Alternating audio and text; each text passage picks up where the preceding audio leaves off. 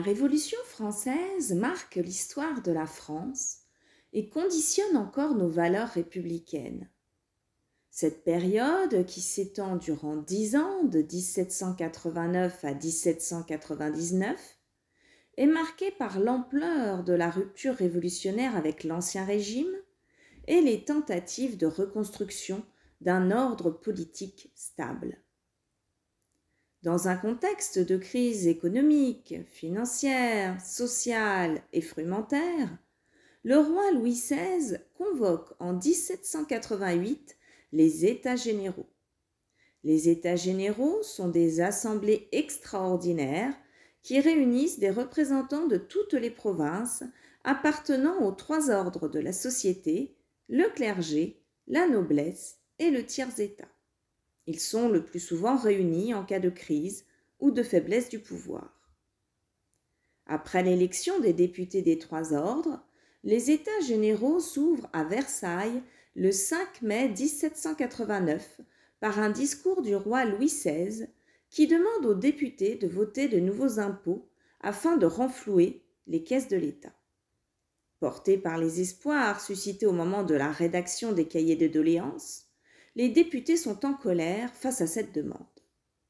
L'exaspération est d'autant plus grande que les modalités du vote ne sont pas fixées.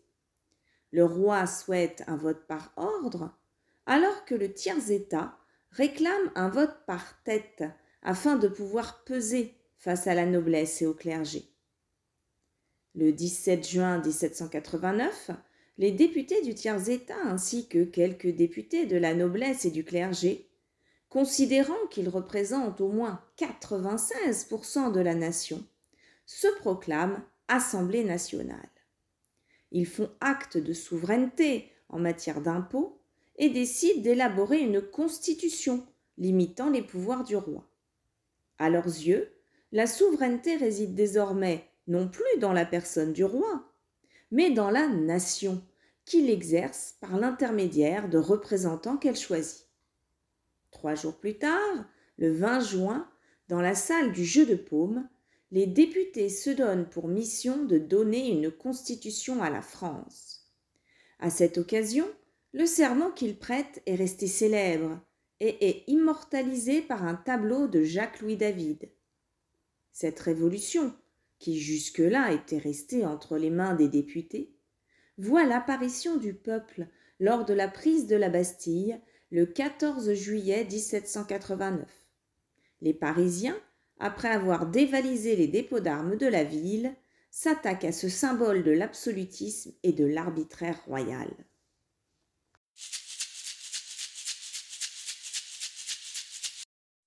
L'année 1791 est une date clé de la Révolution française.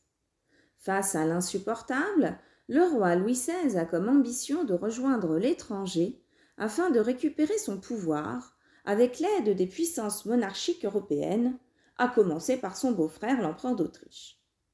En juin 1791, la fuite de Varennes se termine lamentablement et la famille royale est ramenée à Paris et assignée aux Tuileries. Cette fuite est vue comme une trahison et les liens symboliques unissant le roi à la nation sont rompus. La nation se méfie désormais de son roi. De même est relancée la crainte d'un complot intérieur préparant l'invasion. La Constitution de 1791 modifie le pouvoir du roi en instaurant une séparation des pouvoirs et institue une monarchie parlementaire. La monarchie absolue a cessé d'exister. Si le roi est inamovible, il ne possède plus que le pouvoir exécutif. Le pouvoir législatif est confié à une assemblée législative indissoluble. Le roi possède un droit de veto permettant de suspendre l'exécution des lois votées par l'Assemblée. De même, le statut des Français est modifié. Ils ne sont plus des sujets, mais des citoyens qui possèdent le droit de vote et qui incarnent la nation souveraine. Cependant, ce suffrage est censitaire, puisque seuls les citoyens riches peuvent voter, et ceux, encore plus riches, être élus. Le roi doit prêter serment à la Constitution le 14 septembre 1791.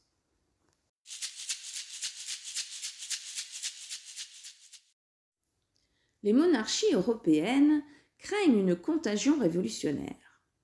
Après des menaces proférées à l'encontre des révolutionnaires par l'empereur du Saint-Empire, la France déclare la guerre en 1792 à une coalition de puissances européennes.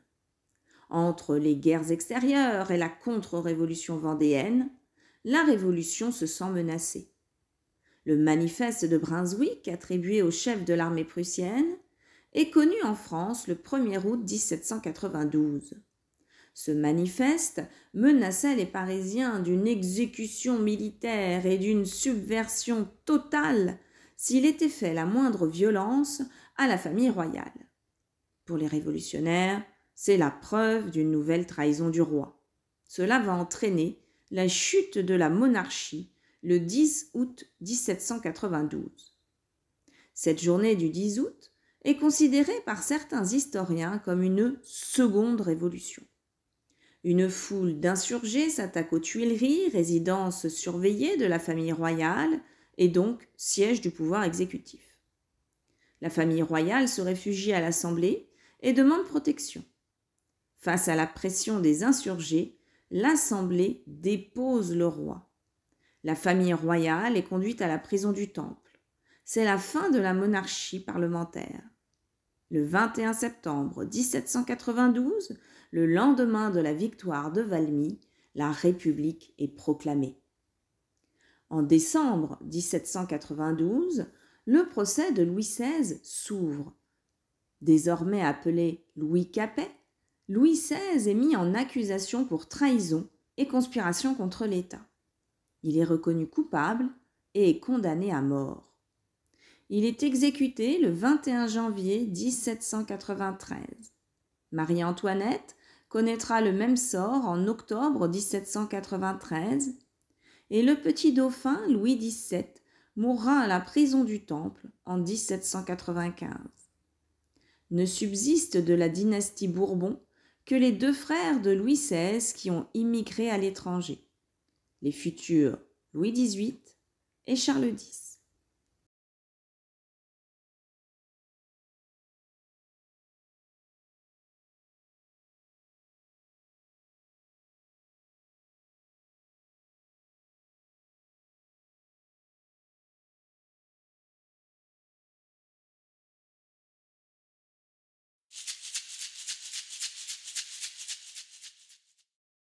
Dans le contexte de danger intérieur et extérieur, la terreur désigne la période révolutionnaire qui s'étend de 1793 jusqu'à la mort de Robespierre, guillotiné le 28 juillet 1794.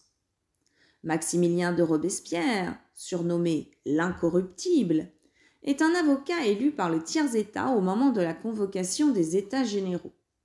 Il participe à l'instauration d'un gouvernement révolutionnaire, à la mise en place du comité de salut public et de la terreur. Cette période est caractérisée par l'instauration d'un tribunal ayant pour but de pourchasser toutes les personnes susceptibles de représenter une menace pour la Révolution ou suspectées de n'avoir pas toujours soutenu la Révolution. Le bilan est terrible. 17 000 condamnations à mort selon les documents officiels, en réalité près de 40 000 victimes si l'on compte les personnes assassinées sans jugement.